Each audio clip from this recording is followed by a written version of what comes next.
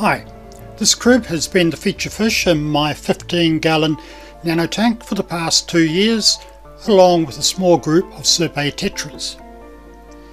Unfortunately, the crib died without any warning and without any obvious cause.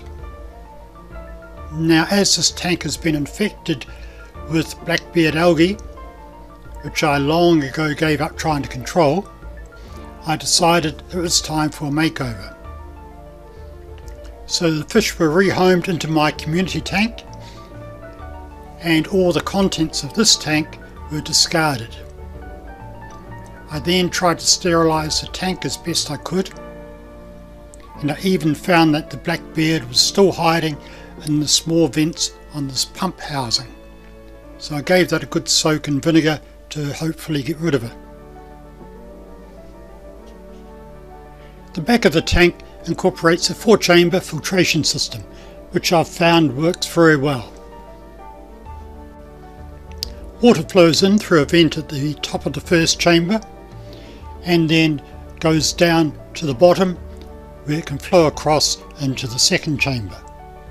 From here the water will rise up. At the bottom of the third it goes into the final chamber, which houses the heater and pump. I have retained and still use the original filter cartridge, which fits into the first chamber. It has a very fine nylon mesh, and any debris that floats into it gets caught, so every fortnight it's easy enough just to slide it out and give it a quick rinse. The rest of the filter medium only needs cleaning about once every 4 months.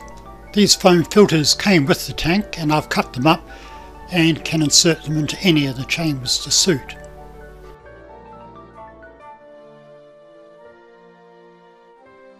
In addition, I use ceramic rings.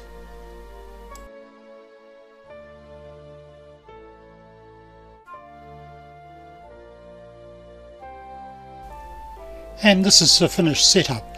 I'm going to try growing pothos for the first time and have its roots in the first chamber. So water from there will go down where I've got a sponge, and then it will go across to some established filter medium I brought across from my other tank. And I think from memory that this was pumice. It then comes up through another sponge, some ceramic pieces, then across to more sponges and down to established ceramic rings. So the tank itself should be cycled straight away. The final chamber has the tank, pump and heater. Now this is going to be my first attempt at making a black water tank. Now I wanted to have a deep substrate on the back half, and I'd used a medium pumice gravel. For the front of the tank I'm using this very fine pumice, which I see actually has a mix of other gravel in it. Now any substrate does require washing, but pumice more so because it is very silty. It takes quite a while to actually get it clean.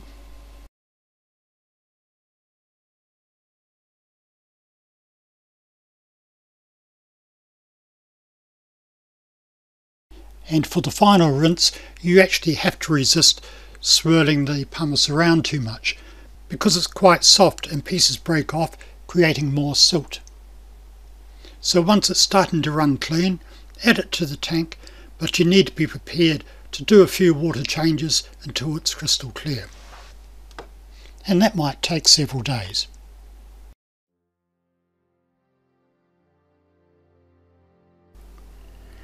I then added some of the coarse pumice to the base of the tank. This was to ensure that water could flow underneath the plastic pavement grids that I was going to put on.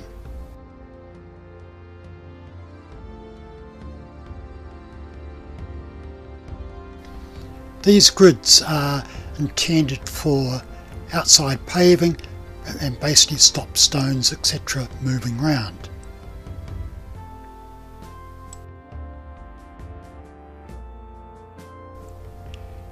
These grids will enable me to build up a deep substrate at the back half of the tank and stop it from pushing forward, because at the front part I wanted a low level substrate.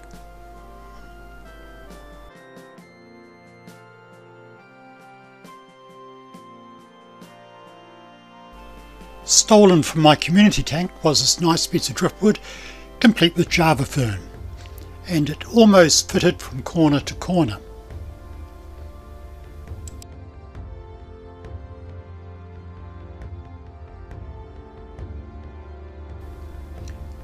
I was able to continue to build up the substrate at the back, and from my other nano tank I stole a piece of driftwood, and that basically filled up a gap, so I now had a driftwood barrier running from one corner to the other on a diagonal.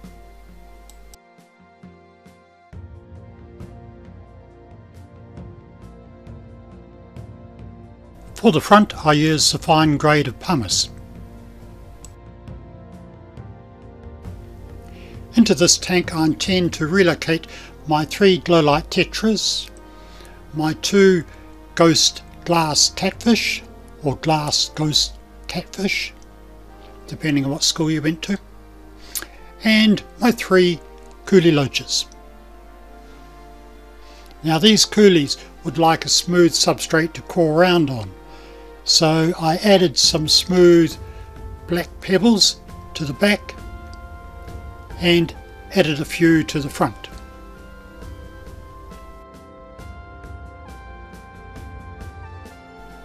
I topped it off with a few assorted pebbles. Now as it's autumn here, it was a good time for me to gather some leaf litter from under my apple, pear and acer trees. I also bought online what I hope are Indian almond leaves. These were much cheaper than buying the imported commercial packs. And hopefully from these tannins will leach and turn the water a nice brown colour.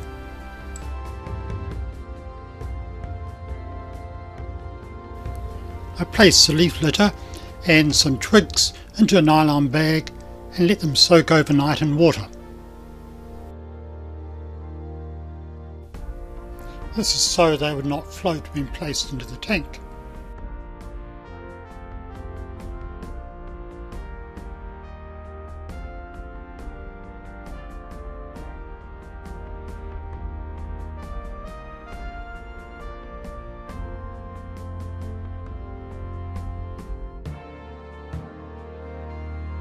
Inserted the twigs, having them protrude from the sand.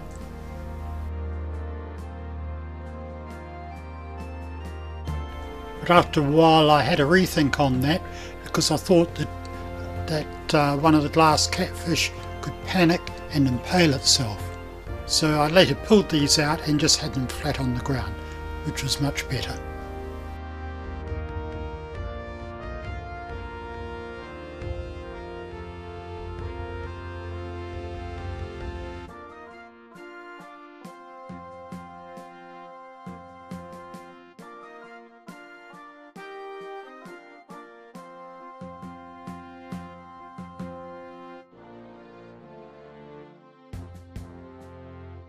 I had filled up this tank with some mature water from my guppy tank, and looks like I collected some fry at the same time.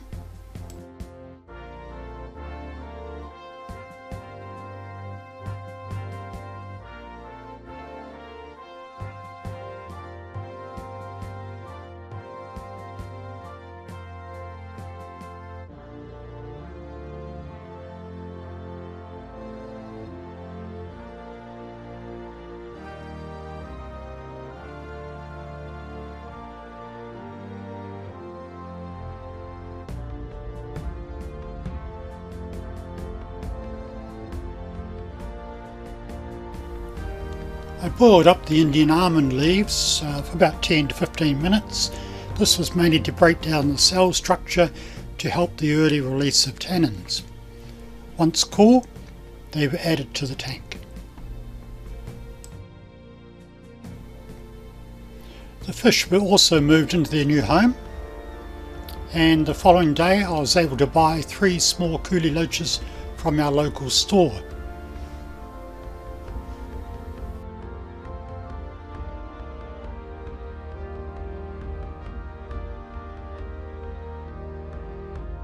set the pump to provide a low water flow with a few bubbles added for good measure.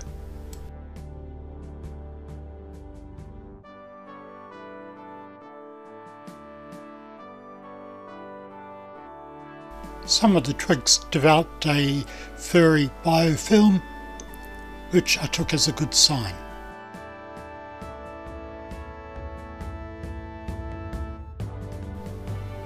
The coolies quickly found homes as they disappeared from sight for a few days. The driftwood had plenty of holes in it, so they've no doubt moved in.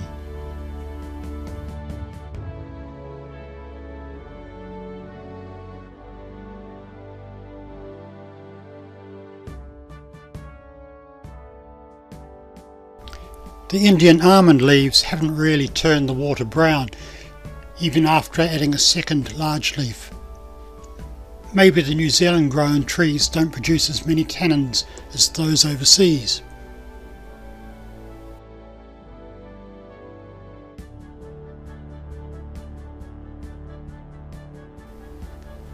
And I also added a few floating plants to give a bit of protection for the ghost catfish. They chose to live under the leaves at the bottom, and I did a few water changes over the next couple of days just to remove the remnants of silt that were in the water.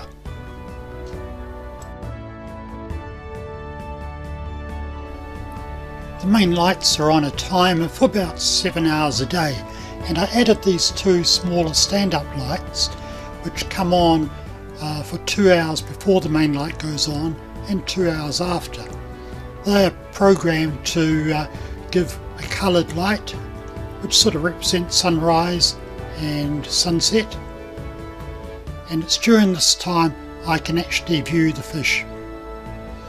The ghost catfish will come out to feed, and the coolie loaches will emerge from their hiding places and rustle around finding scraps of food.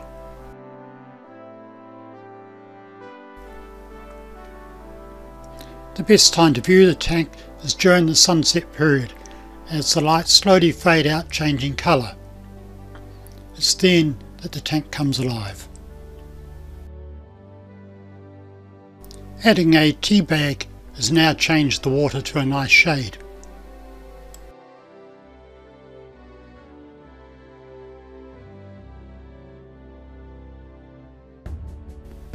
The coolies objected to one of the water changes and all came out to protest. It was actually a good thing because I was able to confirm that I still had my 3 older loaches, and well, I could see 2 of the 3 new ones. So the third was either still hidden or possibly had decided to live in the filter, as they do.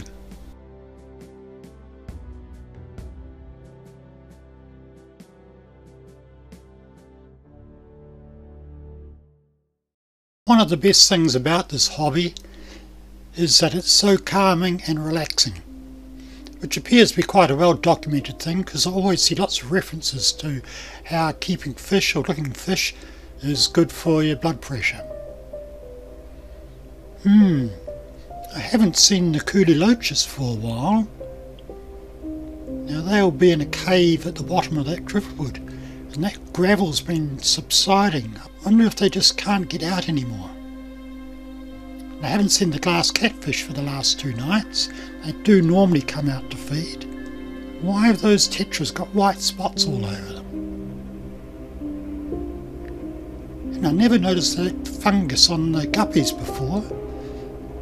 Could that have anything to do with the ones that are sleeping upside down on the bottom?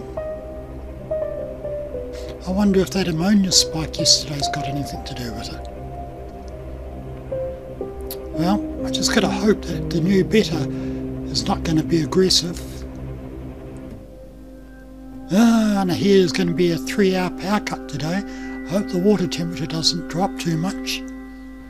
Oh my gosh, there's water all over the carpet. Sorry folks, I've got to go. But thank you for watching.